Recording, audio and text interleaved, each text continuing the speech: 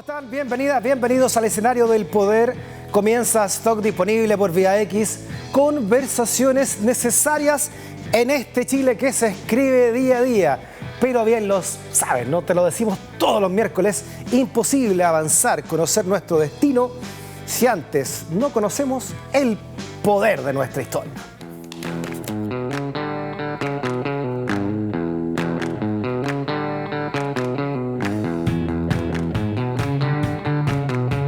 Suena la campana, profesor. Ahí está. Ahí está. Tilín, tilín, tilín. Sí. No tan decisiva, pero sí reiterativa. Una cosa por otra. Claro. No se puede esperar todo en la campana, profesor. El campanazo, campanilleo. Tímido, pero obsecuente. Claro, persistente. Persistente, profesor. Ya, profesor, me pongo de pie. Yo también. Hoy cada vez me cuesta más pararme. La manzana coletera, profesor, gracias. del árbol del prohibido del conocimiento. Muchas gracias. Aquí vamos a intentar hacer los méritos que corresponden a tan ilustre fruto. Sus charlas que iluminan a los alumnos, a la gente sin luz. Sí. Oiga, profesor, ya.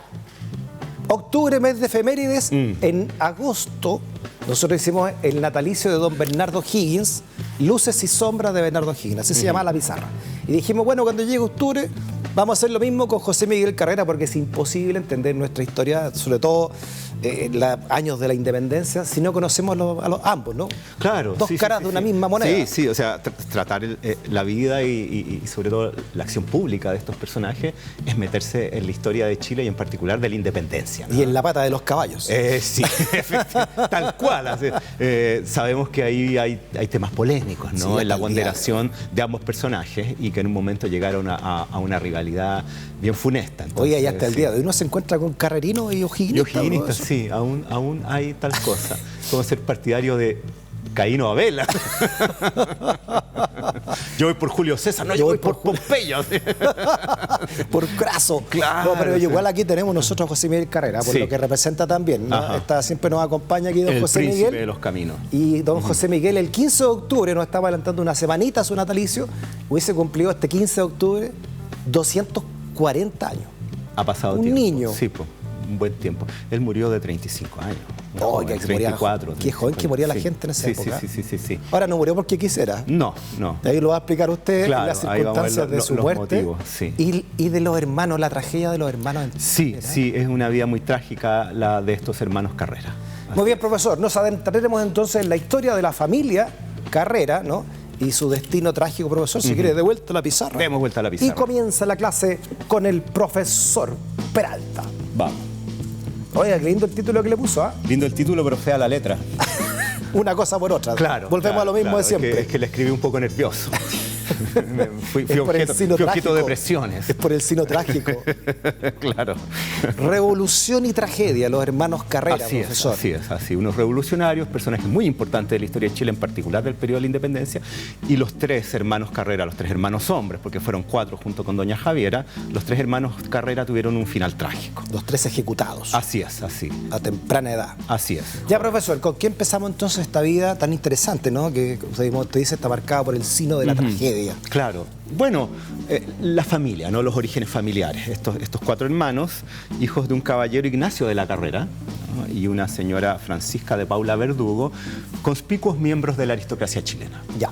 Gente importante, adinerada. Tanto Perdón, así, de la Carrera, ese es el nombre, el apellido original. Bueno, estas preposiciones que se le agregan a los nombres iban variando con el tiempo. De hecho, sus hijos no se pusieron de la Carrera, sino que derechamente Carrera. Entonces, son decisiones más o menos discrecionales según lo que se considere más adecuado de poner o no poner al nombre, ¿no?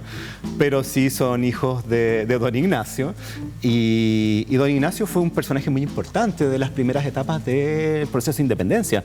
Ignacio de la Carrera fue un miembro de la primera Junta de Gobierno el 18 de septiembre. Ya. Él es uno de los vocales de la primera junta y un vocal muy importante. Es el representante de la aristocracia santiaguina. Ah, sí, ¿ah? Ni más ni menos. Mira. junto con Juan Martínez de Rosas, que es de Concepción, y Marín de Coquimbo. Entonces es quizá uno de los miembros más importantes de la primera Junta de Gobierno, y a lo largo de la Patria Vieja, ¿no?, que es el periodo en que los Carrera van a tener mayor influencia en nuestra historia, él va a ocupar cargos muy importantes. Él luego va a ser miembro de la Junta Gubernativa y así. Entonces él va a ser un personaje de la mayor relevancia, y bueno, es de esa familia que surgen estos hermanos que van a empezar también a participar en política desde los inicios del proceso de la independencia, excepto don José Miguel. No, Claro. Y esto tiene que ver con que don José Miguel, siendo muy joven, es enviado a España en 1807, antes del comienzo del proceso de la independencia. 1807. En 1807. Su hermana mayor es Javiera, es la mayor. Javiera es la mayor. Luego viene Juan José, ¿Ya? que sería el segundo.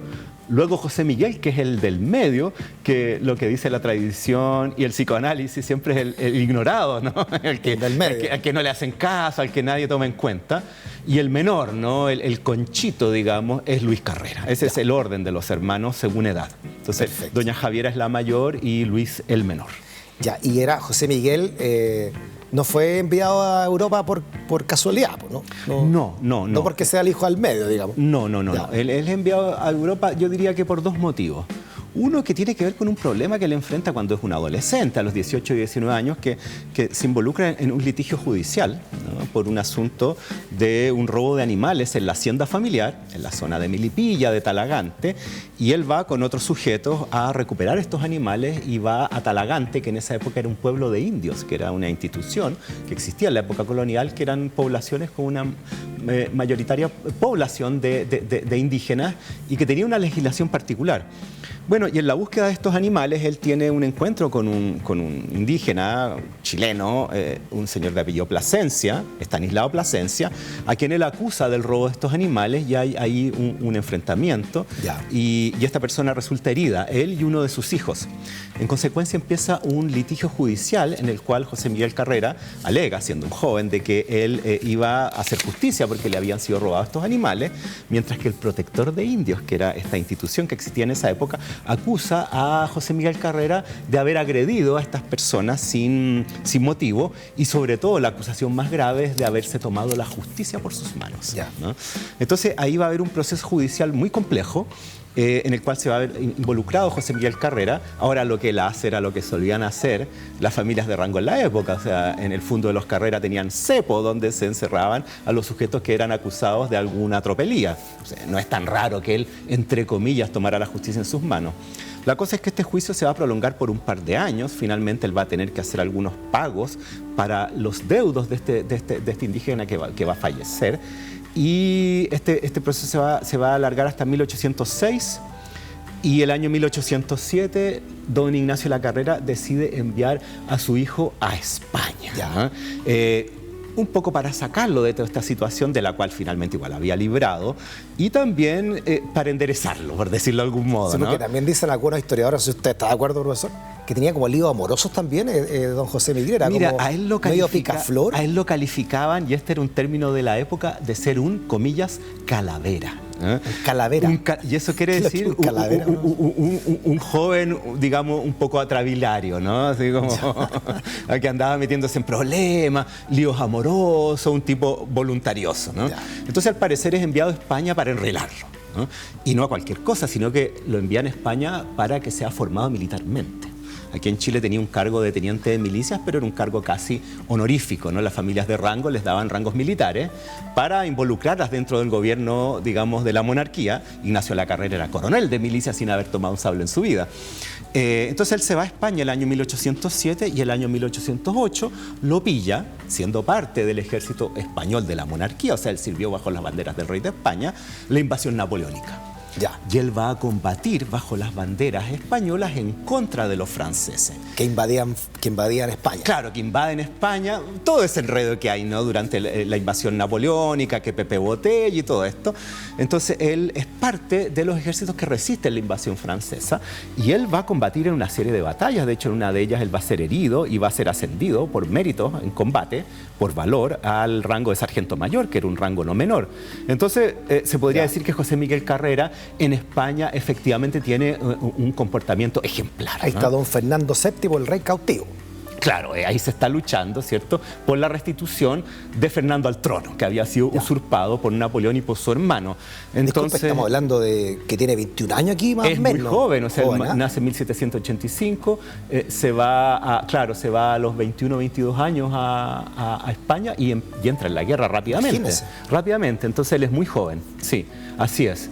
Y bueno, el año 1810 todavía está en España cuando comienza el proceso de emancipación en América. Allá. Estaba allá. La Junta de Gobierno. La Junta de Gobierno, en la cual su padre es uno de los vocales. O sea, le llega esa noticia y dice, vaya, ¿no? Y solicita permiso de regresar a Chile, porque él era un soldado que obedecía, ¿cierto?, a la monarquía o a esas alturas a la Junta de Cádiz, que había reemplazado, ¿cierto?, al rey Fernando ante la invasión francesa. ¿Y cómo veía España estas juntas que comenzaban a surgir en Latinoamérica, en las colonias? Con cierto recelo, ¿no? Porque si bien esas juntas imitaban a la Junta de Cádiz y juraban lealtad al rey Fernando, como lo hizo la Junta de Santiago. Aquí le ¿no? están diciendo a santiaguinos. Claro, ahí está don Mateo sentado, ¿no?, después de entregar el bastón y el mando, como él dijo también. Entonces, claro, los españoles lo veían con cierto recelo, que sí, que no, que tenían toda la razón, ¿no? Claro. Entonces, de hecho, cuando José Miguel solicita el permiso, porque solicita permiso para volver a Chile, le cuesta que se lo otorguen, porque ya se veía que estos americanos, ¿no?, estos criollos españoles americanos, como se les llamaba, bueno, podían sumarse a estos movimientos emancipatorios, ¿no? Sobre todo uno que además había tenido formación y práctica militar, entonces no era cualquier persona.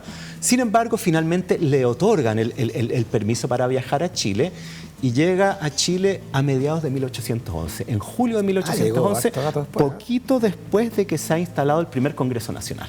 Ahí está la invitación, profesor, para ser parte de esta primera Junta de Gobierno. Ajá, claro, la esquela, la famosa esquela. Parte de estas juntas que se hacían acá en el continente, que todavía no existía el concepto latinoamericano, ¿no? Vendría con Bilbao, muy posterior, claro. Décadas después. 18, dice el corriente, a las 9 de la mañana espera al ABMJS, eso me imagino, presidente con el ilustre ayuntamiento de la sala del Tribunal del Consulado. No alcanzo a leer muy bien, profesor, me va a disculpar. A consultar y decidir los medios más oportunos a la defensa del reino y la pública tranquilidad. Exacto. Claro, la defensa del reino, pues aquí, obviamente la palabra independencia. No, nada, si la Junta de Gobierno jura lealtad al rey. Ya, entonces Carrera llega meses después de esto. Llega al año. Esto es en septiembre de 1810, ¿no? Lo que celebramos hace unas semanas atrás con tanta alegría. Él llega en julio de 1811, o sea, 10 meses después de la primera Junta y de la instalación del primer Congreso, que había sido el 4 de julio, poquito antes, ¿no? Bueno, y él llega a Chile y llega con mucho prestigio debido a su actuación militar en España. Lleno de medallas a los 20 y tantos años. Con un magnífico uniforme, ¿no? Ahí está. Causa sensación. Bien, con harta. Esto era lindo el uniforme muy bonito. De las milicias. No, y él lo aprovechaba. Además que todos sabemos que don José Miguel era un hombre muy simpático, muy seductor, muy apuesto, muy fino. Entonces las chiquillas se volvían locas con... Y soltero hasta altura. Sí, pues entonces él llega, ¿no? Con gran presencia. Y lo primero que él hace al tiro es entrar en política. De una. Ya llega ustedes en julio, o sea, 2 semanitas después del primer congreso. Estaba entrando a caballo al congreso el 4 de septiembre del 1811. Claro. Porque la cuestión dijo está muy amarilla. Claro, porque él llega y sus hermanos ya estaban metidos en una conspiración al que lo quieren sumar. Perfecto. Y José Miguel les dice, momentito, tranquilidad, no se dejen llevar por cualquier cosa, ¿no? Hagámosla bien. Y los detiene. Era también una conspiración que al parecer tenía la misma intención de acelerar el proceso emancipatorio, eliminando del Congreso a los miembros más reaccionarios. Ese era el asunto. En cierto modo digitada por Juan Martínez de Rosas, parece, ¿no? Pero dice, ahí están los 4 hermanos. Javier obviamente la de derecha, sí, claro. José Miguel es de la izquierda, los del medio. El que está al lado de José Miguel es Juan José y el que está al lado de doña Javiera es Luis. Perfecto. Sí. Ahí están los 4 hermanos. Ahí están los 4 hermanos. Ellos son. Entonces, dice José Miguel, le dice a los hermanos, el hermano mayor y el hermano menor, claro. Tranquilane John Wayne. Exacto. Take it easy. Se adelantó a un tiempo nuevamente. Claro, se adelantó el viaje a Estados Unidos. ya estaba pensando. ¿Y qué significa eso? Ya nos chacreamos, sí. No, entonces en ese momento él planifica otro movimiento militar que, como tú bien dijiste, se va a perpetrar el día 4 de septiembre de 1811. Ya. Y ese va a ser el inicio de la entrada de José Miguel Carrera en política, mediante un golpe militar llevado a cabo por él y sus hermanos, que en ese momento eran muy importantes, el cargo de su padre, ¿no? Porque eran jefes militares de la Plaza de Santiago y tenían a su cargo tropa armada. Entonces, gracias a eso, ellos realizan este golpe de Estado del 4 de septiembre y modifican la composición del Congreso Nacional, eliminando a los grupos más reaccionarios y acelerando el proceso de la emancipación. Esos grupos reaccionarios eran más bien pro-monarquía también. Pro-monarquía, ¿no? pro-monarquía. Lo llamaban los godos. Claro, los godos por españoles, ¿no? Entonces estaba un sector más pro-monárquico, un sector moderado y el sector de ellos que eran los denominados exaltados. Revolucionarios. Estaban súper exaltados. ¿Y don Ignacio, el papá de estos cabros, qué pensaba sobre esto, profesor? Bueno, don Ignacio apoya a sus hijos durante el año 1811. Pero el año 1812 la cosa se va a poner más complicada. Porque el año 1811, bueno, don José Miguel entra en la vida pública a través de este golpe. Y durante ese año, lo que queda ese año, de septiembre a diciembre, va a ser 2 golpes más. Otro en noviembre y otro en diciembre. ¿Del mismo 11? No el día 11. No, pues del mismo año. Del mismo año 1811, sí. A fines de noviembre y a principios de diciembre. El segundo golpe va a tener por objeto la instalación de una junta gubernativa, ¿no? De la cual él va a ser miembro, ¿no? Se va a nombrar el miembro por Santiago, va a nombrar a otro miembro por Coquimbo, que es Gaspar Marín, y a Bernardo Higgins por Concepción. Aquí ya aparece Bernardo Higgins. Aquí ya aparece Bernardo Higgins. Y esto evidentemente va a causar mucho resquemor en Concepción y en Juan Martínez de Rosas, que va a ser uno de los impulsores de la creación del Congreso, porque ve que el proceso independentista se lo está llevando Carrera y teme hay un personalismo de Carrera, ¿no? Entonces ahí va a haber un conflicto entre Concepción y Santiago, entre Carrera y Juan Martínez de Rosas, que se va a resolver enviando Carrera a O'Higgins a mediar con Juan Martínez de Rosas, ¿no? Resulta que tras esa mediación y tranquilizar los ánimos, en diciembre va a disolver el Congreso Nacional. A fines de diciembre de 1811 y tras la disolución del Congreso Nacional, entrando en 1812, José Miguel Carrera va a ser el líder indiscutido del proceso revolucionario chileno. Aquí igual, profesor, hay hartas luchas de ego. Estamos hablando, como lo he dicho, de gente joven. Las diferencias de edad no son tantas, al menos entre Carrera y O'Higgins. Sí, O'Higgins será mayor, un poco mayor. 7 años, por 6 ahí años. Son prácticamente mayor, la misma generación. Pero eran todos medios veinteañeros. Sí, entre veinteañeros, los más ancianos treintañeros, con suerte. Entonces, sí, hay todo un tema. Esta época es muy difícil poder identificar alguna identidad política clara, ¿no? Tienen que ver con ciertas tendencias, más que con, digamos, algún tipo de ideología precisa que pueda situar a los distintos actores en tal o cual posición. Y también están ahí, por supuesto, intereses personales, intereses regionales y también familiares. Entonces, todo eso va a hacer que este proceso sea muy complejo. Y como usted también dijo, las luchas Santiago Regiones, Santiago Concepción.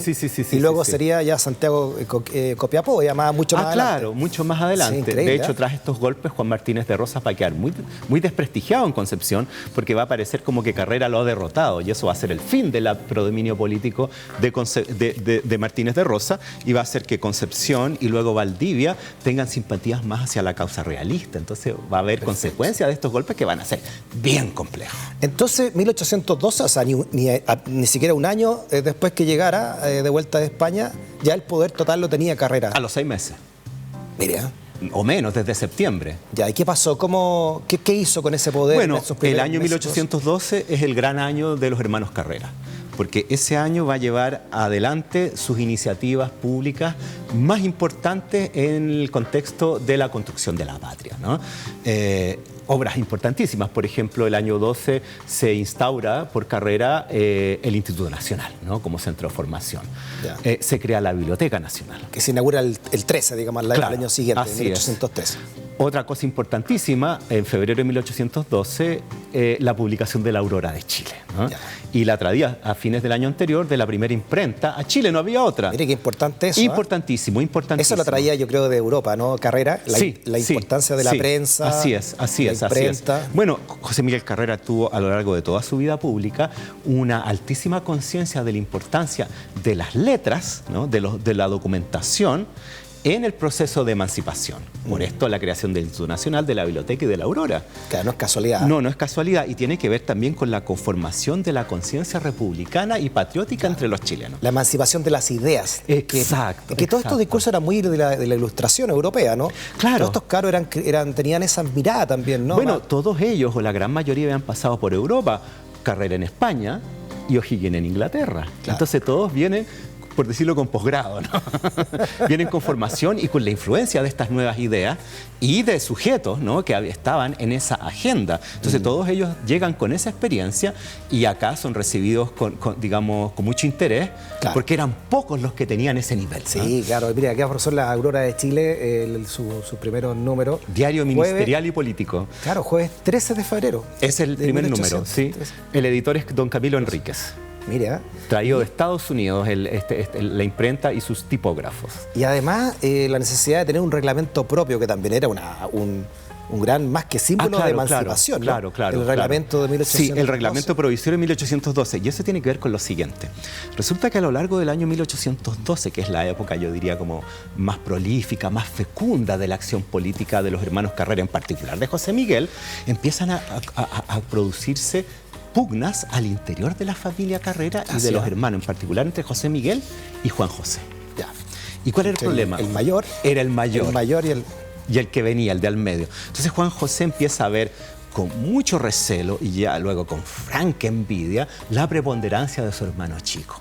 Ya. Era una época en que ser el mayor no solo era un asunto de edad, sino que existía la institución del mayorazgo, claro, que en las familias de rango obligaba a que las tierras familiares quedaban para el hijo mayor y todos los otros quedaban sin nada. Entonces ser el varón mayor, porque aquí la mayor era Javiera, pero claro, eso estaba fuera de discusión, era el que llevaba, en cierto modo, la jerarquía en la familia, y aquí José Miguel se le pasaba por encima, ¿no? Aquí los pusimos juntos a los dos para que se notara más la rivalidad, ¿no? Están como mirándose. Ahí están, mirándose así como de medio lado. Usted nos ha dicho que este Juan José no era muy iluminado, no, tenía fama. No era muy preclaro. Tenía fama de tonto, derechamente. Tenía fama, no le pongamos eufemismo. Le tenía fama de corto de entendimiento, ¿no? Y además se decía que era un hombre muy fuerte, tenía gran fortaleza física, que era capaz de derribar un caballo de un puñetazo, era una especie de Sansón, ¿no? Claro, de hecho él era un jefe militar y en esta época era el comandante del principal cuerpo militar de Chile, o al menos de Santiago, ¿no? Que eran los granaderos. Entonces él tenía el poder de las armas. Y celaba de don José Miguel. Y por otro lado, su señora esposa, ¿no? La señora Ana María Pérez Cotapos, era de simpatías realistas. Y eso se lo saca en cara José Miguel en algunos escritos. Se lo saca en cara porque lo que se empieza a rumorear, ¿no? Y varios sujetos por ahí son testigos de esto, es que la influencia de la familia de su esposa en Juan José lo estaba llevando a cometer un golpe de Estado en contra de su hermano José Miguel, con auxilio realista. Incluso según Santiago Portales, que era uno de los vocales de las juntas que hubo en esa época, juntas gubernativas, el padre Diego Portales dice que Juan José le había dicho que él le iba a escribir al virrey del Perú para solicitar intervención militar en Chile para acabar con el gobierno de su hermano. No le puedo creer. Así de grave es la situación. En septiembre de 1812 esta cuestión se hace pública. Juan José no obedecía las órdenes de José Miguel y una serie de disposiciones que se tomaban, él simplemente las ignoraba. Se pide la mediación del padre de Ignacio La Carrera, que los cita. Oiga, ¿no? Pobre caballero ese, ¿eh? No, ya no hallaba qué hacer con estos dos. Los cita a comer un día a la casa familiar y la cuestión termina casi a los golpes, ¿no? Claro. Según Juan José, lo que ocurría acá es que José Miguel no le daba dinero para la formación de su cuerpo militar, que lo utilizaba para el suyo propio, de que había influencia extranjera por el cónsul norteamericano Poinsett y por don Bernardo Vere Pintado, que era argentino, ¿no? Y que en consecuencia don José Miguel aquí lo estaba atropellando, ¿no? Y que él no iba a tolerar ese tipo de cuestiones. Entonces, esto termina en un rompimiento total. El padre se va a vivir a su hacienda, se retira de toda situación política. Se va al monte. No, claro, de hecho, efectivamente, claro. ahí tenían el campo, ¿no? Y a fines de septiembre se teme que Juan José va a hacer un golpe militar. De hecho, él retira las tropas que tenía en distintos puestos públicos como guarnición de Santiago y las manda según a hacer ejercicios militares. Entonces se teme que lleve adelante un golpe. Y a fines de septiembre se realiza la segunda celebración del 18 de septiembre, o sea, una celebración 18era, y la hace José Miguel en el Palacio de la Moneda. Y es una gran fiesta con muchos invitados. Y Juan José no concurre. Ah, no concurre. No va ni él ni sus oficiales del famoso batallón de granaderos, ni sus familiares tampoco. Entonces esa fiesta, que es bien interesante porque es una fiesta en la cual se despliegan los nuevos emblemas patrios, ¿no? El 1 de septiembre, por claro, rigor, ¿no? La primera celebración. Hubo en 1811, pero no pasó nada. Este es el primero que se celebra con ganas, ¿no? Mira. En la Moneda. De hecho, es muy interesante porque se cuenta que las damas patriotas llegan a esta fiesta con atuendos mapuches, porque en esa época se tomaba la herencia mapuche como un reflejo de resistencia al invasor español. Entonces la moda revolucionaria de la época de las mujeres era vestirse de mapuche. El mapuche era un símbolo de la lucha contra los españoles. Exacto. Ya. Entonces llegan vestidas las chiquillas de mapuches, ¿no? La cosa es que se teme que esa misma noche... ¿Es verdad que Javiera Carrera llegó con un atuendo bien especial? Sí, ella llega con un peinado, con un arreglo en la cabeza, con una corona dada vuelta para significar el fin de la monarquía. Yo encuentro eso muy rupturista, no, profesor. Claro, unos sombreros con unas espadas rotas, unos fusiles disparando una corona. Ahora, yo no sé cómo se movían con esos encastrados. Pero profesor, ni Andy Warhol todavía se le había ocurrido. No, es muy interesante todo lo performático. Mira, ahí está Javiera ya viejita, ya murió de más de 80 años. Ella muere de más de 80 años. Mire, profesor. Entonces, ahí se teme un rompimiento definitivo entre los Carreras, ¿no? Se teme que esa misma noche va a haber un golpe. Chuta. Finalmente, el que va a mediar es el cónsul norteamericano Poinsett y va a lograr en septiembre, octubre de ese año la reconciliación de los hermanos Carrera. O sea, si se agarraba Juan José con José Miguel, se acababa la independencia. Era gravísimo. Lo que se estaba gestando al menos, lo que pasaba acá, y tiene que ver con lo que tú mencionabas del reglamento constitucional, es que, los buenos patriotas empiezan a ver con mucha alarma estas desavenencias, sobre todo estos rumores de que Juan José está en comunicaciones con el virrey del Perú, y se empieza a recelar de que esta familia está teniendo conflictos tan graves que el proceso revolucionario se verá al carajo y que están gobernando de manera autoritaria y discrecional. Entonces de ahí surge la idea de hacer un reglamento constitucional. Porque se requiere una norma que vaya más de estas pugnas familiares, ¿no? Tenemos algunos artículos del reglamento, ahí lo estamos revolviendo, porque esto hay que sacarlo del archivo, profesor. Claro que sí. Imagínense lo polvoriento que están, pero mire lo que decía este artículo. A ver. Voy a tener que poner de pie porque de aquí no leo. Yo tampoco, yo no veo. Pero dice reglamento constitucional provisorio del pueblo de Chile, suscrito por él de la capital, presentado para su suscripción, en fin, a las provincias, sancionado y jurado por el autor, por autoridades constituidas, dice. Si los gobernantes, profesor, lo que no es de esperar, diesen un paso contra la voluntad general declarada en Constitución, volverá al instante el poder a las manos del pueblo, que condenará tal acto como un crimen de lesa patria, y dichos gobernantes serán responsables de todo acto que directa o indirectamente exponga al pueblo. Artículo 6. Vamos con soberanía popular. Al tiro nomás, 23. La imprenta gozará de una libertad legal, y para que ésta no degenere en licencia nociva a la religión, costumbres y honor de los ciudadanos y del país, se prescribirán reglas por el gobierno y el Senado. Ya vámonos con el 24, profesor. Todo habitante libre de Chile es igual de... Mira qué interesante, profesor. Todo habitante libre de Chile es igual de derechos. Solo el mérito y virtud constituyen acreedor a la honra de funcionario de la patria. El español es nuestro hermano. El extranjero dejará de serlo si es útil. Y todo desgraciado que busque asilo en nuestro suelo será objeto de nuestra hospitalidad y socorros, siendo honrado.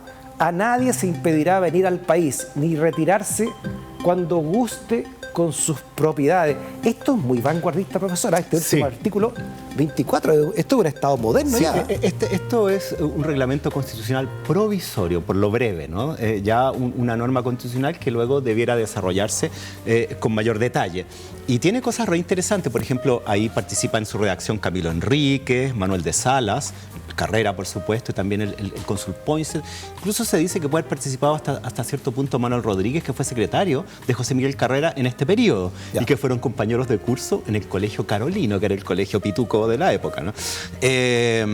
Y hay varias cosas. Por ejemplo, Poinsett instala en el reglamento constitucional el habeas corpus, que era una institución que viene de Estados Unidos, que lo que dice el habeas corpus básicamente es que ningún ciudadano puede ser víctima de violencia desde el poder y que debe ser sometido a un debido proceso. Entonces es súper importante. Mira. Y lo otro que es muy interesante, y ahí está un poco el juego ambiguo de estas normas o de estos textos, es que dice que son leales súbditos del rey Fernando, todavía, pero que ninguna orden venida del extranjero será acatada por Chile. Mira. Entonces le está diciendo, somos tus súbditos, pero no te obedecemos. O sea, eso es una independencia. Eso va camino para allá. De hecho, una de las acusaciones que hizo Juan José cuando se reúne con el papá y José Miguel para intentar mediar este conflicto y que no se resuelve en ese momento, es acusar a José Miguel que pretendía declarar la independencia. Lo que en ese momento era visto como una locura, ¿no? Y que al parecer esta pugna entre Juan José y José Miguel retardó. Pero había ahí una intención de José Miguel de acelerar el proceso de independencia, sin duda. ¿Llegaron a encontrarse estos dos hermanos, profesor, en algún tipo de conflicto ya declarado? ¿De enfrentarse derechamente? ¿O llegó hasta acá nomás? No, llegó hasta acá nomás. Llegó hasta acá nomás. Llegó hasta acá nomás por una razón muy simple. A principios de 1813 llega la expedición realista desde el Perú.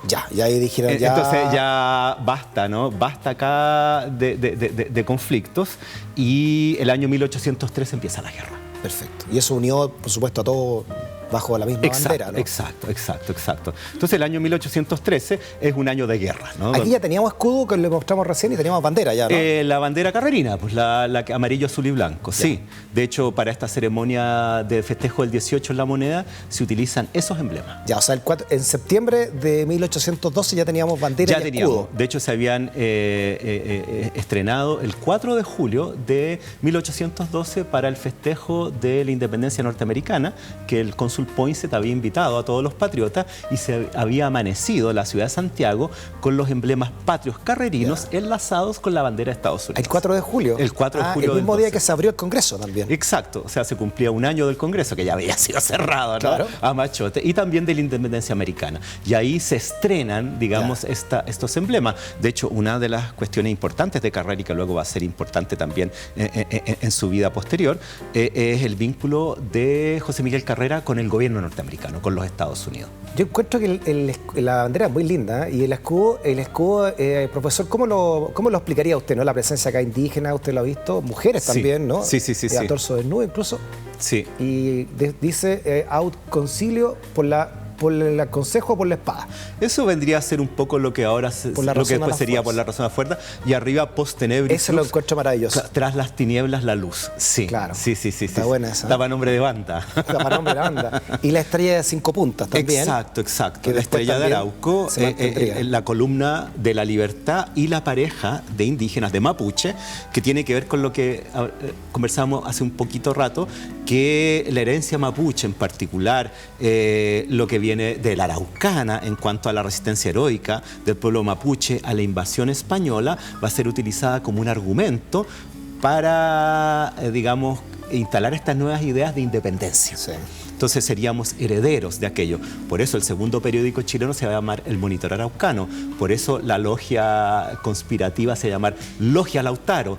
Por eso la moda de las chiquillas va a ser moda mapuche. Y por eso el primer escudo nacional es una pareja de un hombre y una mujer mapuche. Y mucho presencia masónica también, ¿eh? Sí, mucha por simbología. supuesto. Sí, es lo que se contraponía a la iglesia, que estaba aliada con la monarquía también, ¿no? Estrechamente aliada, excepto algunos curas medios loquillos como Fray Camilo Enríquez, claro, ¿no? Claro. Un cura rojo de la época. Ya, profesor, llegan los españoles entonces. Claro, y ahí empieza dijeron, la guerra. ya tenemos que... Empieza la guerra, claro. Comenzando en 1813. Exacto. ¿Y ahí qué pasa, profesor? Bueno, ahí don José Miguel Carrera es el comandante del ejército. ¿no? Y sus dos hermanos son jefes de diversos cuerpos militares y comienzan las campañas de la Patria Vieja, que van a ser muy complejas, muy extenuantes, y una de las campañas militares más controvertidas del año 13 va a ser el famoso sitio de Chillán, ¿no? Donde las tropas del general Pareja se van a atrincherar en Chillán y van a ser rodeadas por los ejércitos patriotas comandadas por don José Miguel, y ese sitio va a ser un desastre, porque Chillán va a resistir los ataques patriotas con apoyo de la población chillaneja. Sí, y ahí uno ve cómo la guerra de independencia era una guerra un poco también de carácter de guerra civil. Es ¿no? verdad eso. Ahora está Pareja, profesor. Ahí está el brigadier Pareja. Este gallo era bueno para la pelea. No, sí. O sea, los jefes militares españoles que llegaron durante las campañas eran tipos realmente de gran valor y muy experimentados. Bueno, y este muere en Chile. A diferencia, exacto, de los jefes militares chilenos que tenían re poca experiencia, la mayoría improvisados. Estos venían con varias balas encima. Ya. Exacto. Venían de la experiencia de las guerras napoleónicas, etcétera. Entonces, usted acaba de decir algo muy interesante, que lo oculta mucho nuestra historia, me imagino por la épica, ¿no? Pero hay harto chileno que peleó a favor de los españoles. Absolutamente. También, ¿no? Todas las expediciones realistas que van a venir del Perú a combatir en la guerra de independencia, tanto en la Patria Vieja como en la Patria Nueva, desembarcan en la zona de Concepción Talcahuano. Y la gran mayoría de las tropas que se van a conformar los ejércitos del rey van a ser de la zona del Biobío y sobre todo Chilotes y de Valdivia. Todos ellos chilenos. Claro, porque no todos los chilenos estaban de acuerdo con la independencia. Aquí no. También era como una cosa media política también. Claro, ¿no? También porque los soldados que eran campesinos, no era el bajo pueblo, muchos de ellos eran enrolados a la fuerza y no tenían ni la más mínima idea de por qué combatían. Por eso también ocurre que era muy común que en las unidades militares, a medida que iban marchando, los soldados iban desertando y se cambiaban de bando a la primera que podían, ¿no? Y esto ocurre sobre todo en la Patria Vieja, que es un periodo en el cual los ejércitos aún, sobre todo en el caso chileno, patriota, estaban en formación. Entonces eran muy indisciplinados, con poca formación militar y con esta, digamos, recluta a la fuerza, ¿no? ¿Y qué significó entonces esta victoria española en Chillán, ¿no? Claro, no una victoria decisiva, pero sí una resistencia. Esto va a tener significados políticos muy importantes porque el mando militar de José Miguel Carrera va a quedar desacreditado, ¿no? Las operaciones militares de Chillán van a ser muy negativas para el prestigio de Carrera, y esto va a llevar a que a fines de 1813 la Junta Gubernativa le pida a don José Miguel que le entregue el mando del ejército al brigadier O'Higgins. Chuta, claro. Tremendo. Ni más ni menos, ¿no? Y aquí empiezan las pugnas Carreras. Y aquí ya empieza la historia. Aquí ya la cosa se pone... Aquí O'Higgins y Carrera ya son enemigos declarados. O sea, no todavía, pero empiezan los problemas, porque Carrera se va a resistir a entregarle el mando a O'Higgins. Entre fines del 13 y a principios del 14 finalmente le entrega el mando a O'Higgins, ¿no? Ya. Y bueno, durante el año 14 van a seguir las campañas militares, y al llegar a mediados de año, al invierno de 1814, ambos ejércitos están tan extenuados, tan agotados por un año de guerra terrible, y para qué hablar del Valle Central chileno, arrasado de ida y vuelta en varias ocasiones. Estos ejércitos arrasaban con lo que pillaban, o sea, donde conseguían el alimento, los animales, las mismas tropas con leva forzosa. Entonces, el Valle Central chileno está devastado. Que se decide firmar un tratado entre patriotas y realistas. En el intertanto, los hermanos Carrera han sido tomados prisioneros por los españoles en el sur y están presos. Y se firma un tratado entre O'Higgins y los representantes de la monarquía española, que es el Tratado del Ircay. Y este Tratado del Ircay era una especie de cese de las hostilidades, porque estaban ambos agotados, y de que el bando patriota debía jurar nuevamente lealtad al rey Fernando, y debían abandonarse todos los emblemas chilenos. O sea, era una abdicación, básicamente. En buena medida, ¿no? sí. Ahora, tanto O'Higgins, los patriotas, como los realistas sabían que este tratado iba a durar lo que se demoraba en secarse la tinta, ¿no? De hecho, cuando el tratado llega al virrey del Perú, lo desestima inmediatamente. Dice, esto no.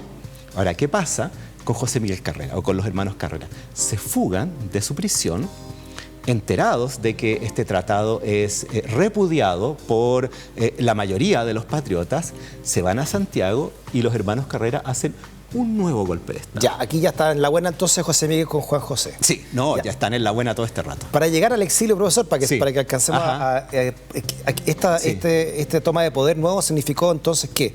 Porque Bueno, ya va quedando poca patria vieja acá. que hay un enfrentamiento entre O'Higgins y Carrera. De hecho, ya es definitivo. Don Luis Carrera y Bernardo O'Higgins se van a enfrentar en un combate armado. Afuera de Santiago, el llamado de las tres acequias, en el que va a ganar Luis Carrera, ¿no? Un combate menor, pero lo va a ganar Luis Carrera. El Carrera chico. El Carrera chico, de que al parecer era el más hábil militarmente de los tres, ahí era el chico. Y bueno, ante esa situación, llega una nueva expedición española al mando de don Mariano Osorio. Pero ¿cómo se están agarrando entre ellos y todavía están los españoles acá? Exacto. Y llega una nueva expedición a Talcahuano de Mariano Osorio. Entonces eso dice ya, paremos el escándalo. Ese sí que también era peligroso. Este sí que es peligroso. Y ahí viene la reconciliación de O'Higgins y Carrera definitiva. Y tanto así que Carrera le da el mando de una de las divisiones del ejército O'Higgins, otra queda al mando de Juan José y otra de José Miguel y Luis. Y se van a enfrentar con la expedición de Osorio que viene avanzando desde el sur. Esto ya a final del año 14. Y así es como llegamos a la funesta batalla de Rancagua. El famoso desastre de Rancagua. 1 y 2 de octubre que hasta el día de hoy historiadores se le dan la razón a O'Higgins y otro a Carrera. Exacto. Hasta el día de hoy. Hasta el día de hoy. Lo que pasó en la batalla de Rancagua, que va a significar el fin de la patria vieja, el fin del proceso emancipatorio, al menos en esa etapa, la derrota de los patriotas y la reconquista española.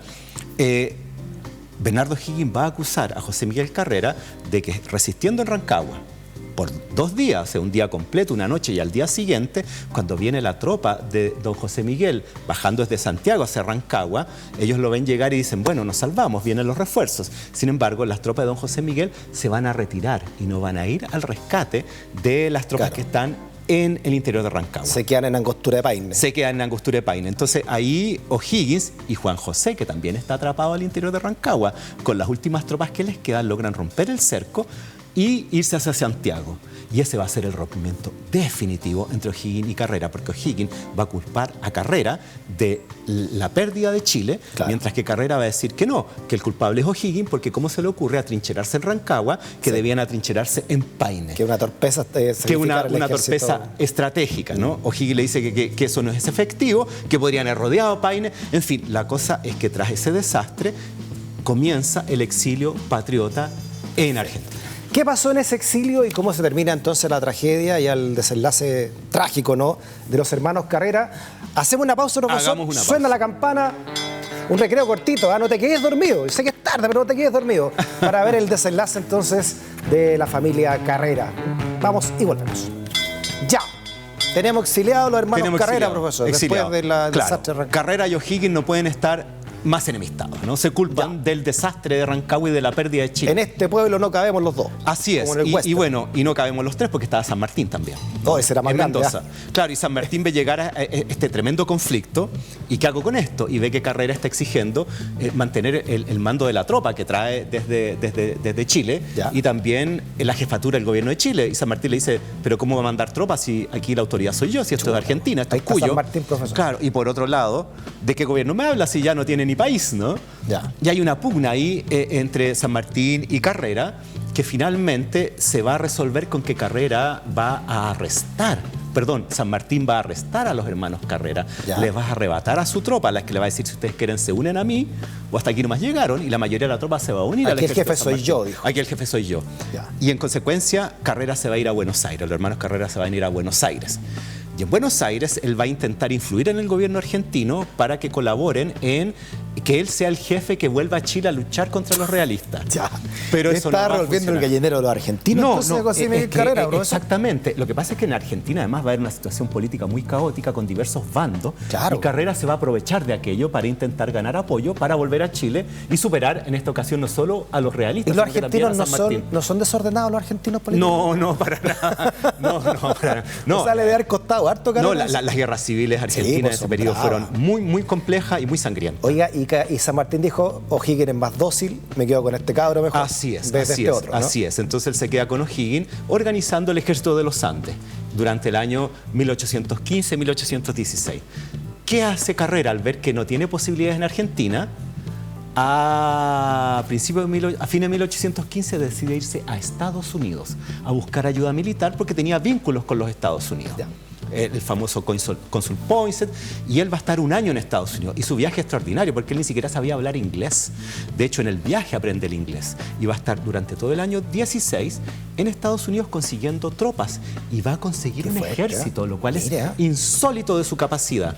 Se va a reunir con el entonces canciller o secretario de Estado, James Monroe, el padre de la doctrina Monroe, y con el presidente Madison solicitando ayuda, y va a conseguir una flota naval de 5 buques con tropas oficiales y armas. La pasión, después, él tenía familia, dejó la familia por Chile, ¿no? Doña Javiera los acompañó al exilio, lo acompañó su hermana, y los deja en Buenos Aires en una situación muy compleja, muy compleja, muy compleja. Y él va a conseguir este auxilio y va a volver a Buenos Aires en febrero de 1817. Con tan mala suerte que en febrero de 1817 está cruzando el ejército de los Andes a Chile. Llega tarde. Entonces el director supremo de Buenos Aires, Pueyrredón, de las Provincias Unidas, le dice: mire, don José Miguel, usted que traje todas estas tropas, bienvenidas sean, hay que ponerlas bajo las órdenes del general San Martín, que ya inició la campaña. Y José Miguel se niega. De ninguna manera voy a aceptar tal cosa, porque esto quiere decir que San Martín lo que está haciendo no es liberando Chile, sino que lo está ocupando. Y esa va a ser su visión del conflicto, ¿no? Entonces, en esa circunstancia va a tener un conflicto con la autoridad de Buenos Aires, que está por San Martín, no por él. Le van a requisar sus buques, su ejército, y él va a escapar y se va a ir a Montevideo, a Uruguay. Y ahí se va a convertir en una pesadilla para el bando de José de San Martín y de Bernardo Higgins. Perfecto. Oiga, profesor, pues, claro, porque como usted me lo ha explicado, esta escuadra libertadora, entre comillas, venían casi harta oficialidad argentina, ¿no? Y San Martín venía a cargo también, ¿no? Dentro de todo, ¿no? O sea, San Martín cruza el ejército por los Andes. Estos buques vienen de Estados Unidos, de hecho. No, me refiero a San Martín en sí, digamos, cuando cruza con O'Higgins. Sí, por supuesto. Hay mucha oficialidad que también le debemos nosotros nuestra independencia. Sí, claro, el general Las Heras, por ejemplo. Mucho argentino que peleó por esto. Y también chilenos, como Higgins, como Freire, como Bueras y muchos otros más, ¿no? Claro. Entonces, Carrera llega tarde. Llega tarde y lo dejan fuera. ¿Y qué pasa ahí, profesor? ¿Cómo se llega entonces a los Bueno, esto es muy complejo. ¿Cómo se llega a eso? El año 1817, Carrera está en Montevideo. Mientras tanto, sus hermanos están en Buenos Aires. Javiera, Juan José y Luis. Y ellos arman un plan para cruzar a Chile para deponer a San Martín y O'Higgins. La idea era sumar a Manuel Rodríguez a esta conspiración, ¿no? Y mediante un ataque, digamos, como de sorpresa, tomar presos a San Martín y O'Higgins y reemplazarlos en el poder. Un plan que todos los historiadores conciben que era una locura, ¿no? Muy mal concebido. Y en esos afanes, los hermanos Carrera son capturados cuando intentaban cruzar de Argentina a Chile y son llevados a Mendoza. A fines del año 17. Los pillaron. Claro, los pillaron y se les levanta un proceso. Algunos de sus, digamos, de los confabulados habían logrado pasar a Chile, son capturados en Chile, son procesados, y el proceso se realiza en Mendoza, en el verano del 17 al 18. Pero ¿qué pasa para su mala suerte? Mientras tanto, en Chile están las campañas militares, ¿cierto?, de la Patria Nueva. Y en marzo de 1818, a fines de marzo, ocurre el denominado la sorpresa de Cancha Rayada, que es una batalla cerca de Talca donde se cree que el ejército de los Andes, el ejército libertador, ha sido completamente derrotado. Y llegan esas noticias a Santiago y todos dicen Rancagua se repitió, ¿no? Y muchos escapan a Mendoza creyendo que está todo perdido. Y entre los que escapan hay un sujeto que se llama Bernardo Monteagudo, que es un personaje siniestro, ¿no? Siniestro, un miembro de la Logia Lautaro, asesor letrado, un abogado de San Martín y uno de los principales tipos que van a cometer los crímenes políticos de la época, como posteriormente el de Manuel Rodríguez. Y él llega a Mendoza, y en Mendoza él llega con la noticia de que todo se acabó. Ahí está, ¿no? Este sujeto, según una gráfica. Ahí está él. Y resulta que en Mendoza, por su lado, los hermanos Carrera habían intentado sobornar a algunos de los presos de la cárcel de Mendoza, que eran partidarios realistas. Entonces esto hace que su posición sea aún más compleja. Y si más encima se piensa que se perdió Chile, Monteagudo acelera el proceso del juicio que le estaban haciendo los hermanos Carrera y son fusilados el día 8 de abril de 1818. Luis y Juan José. Luis y Juan José de manera vil, 3 días después del triunfo de Maipú. El día de su fusilamiento llega la noticia del triunfo de Maipú. Entonces es una cuestión. Y aquí muy mataron trágica. y a Manuel Rodríguez por la misma fecha, ¿no? Fue una Un racia. mes después en Santiago, porque cuando llega la noticia del asesinato de los Carrera a Chile, Manuel Rodríguez se indigna y entra a caballo en el Palacio de Gobierno gritando que se ha derrocado el Guacho Riquelme. Nos queda un minuto, profesor. Lamentablemente pero la muerte entonces ya de José Miguel vendría poco tiempo después, ¿no? Un año. Eso es el año 21, son un poquito después. Justo 10 años desde que entró al Congreso a caballo. Así es. El 4 de septiembre del 21. 10 años justo. Le toca el fusilamiento a José Miguel. Así es. Bueno, tras la muerte de sus hermanos, José Miguel jura venganza contra O'Higgins y hace todo lo posible para organizar tropa armada para pasar a Chile y derribar a O'Higgins del gobierno. Y eso lo va a involucrar en las guerras civiles argentinas. Ya. Y eso le va a ganar mucho desprestigio entre los argentinos. Porque en realidad a José Miguel las guerras argentinas le daban más o menos lo mismo, las guerras civiles. Lo que él quería era conseguir apoyo de alguno de los bandos para pasar a Chile. Y eso lo va a involucrar en una serie de conflictos que al final lo va a convertir en un proscrito. Incluso él en su tropa va a sumar a indios ranqueles, en la última etapa, que van a cometer malones y tropelías. En consecuencia, el año 1821, en fines de agosto, es derrotado y traicionado por sus hombres y capturado y llevado a Mendoza, donde el gobernador de Mendoza, también en Mendoza, en un juicio sumarísimo, lo va a condenar a muerte. Profesor, se nos acabó el tiempo. Lamentablemente suena la campana. Veamos ahí imágenes de la carta que él escribe en el cautiverio a su señora. Que es muy conmovedora. Es impresionante. Es muy conmovedora. Además, el aplomo de José Miguel de escribir esta carta, profesor, con esa profundidad, sabiendo que en poco rato más lo iban a estar fusilando. Él pidió que en su fusilamiento no se le cubriera la vista y él dar la orden a los tiradores de hacer fuego. En un momento él va avanzando con grillete y una persona le ofrece el brazo para sujetarlo y él dice no, que nadie me sujete porque van a creer que tengo miedo. Y los cuerpos descuartizados después, como solía ocurrir en la época, así es. Su cuerpo es descuartizado y su cabeza es colgada en la plaza de Mendoza. Un brazo es enviado a Córdoba y el otro a San Luis. Muy bien, profesor. Bueno, ya son la campana, ya, ¿verdad? Qué buena la clase, profesor. No, es una historia muy fascinante. Lo que vendría después también sigue escribiéndose la historia después de la muerte de los Carrera. Así es, que tiene que ver con la reivindicación pública de estos personajes históricos, ¿no? Sí. Profesor, a nombre del equipo, muchas gracias nuevamente por esta clase. No, muchas por gracias esta reflexión que nos invita, profesor, también en la construcción de nuestro destino. Sí, y más allá de la fama que puedan tener estos personajes, de lo bueno o malo que hicieron, sin duda que dieron su vida por la libertad de Chile, así que en ese sentido no debe desmerecerse. Gracias también por la sintonía, por ser parte de esta comunidad del pensamiento. Muchas gracias por toda la buena onda que nos entregan en YouTube, profesor, cuando ven estos programas. Y recuerda, 23:30, nuevo horario de verano. Nos encontramos nuevamente mañana en el Living Ciudadano de Vía X.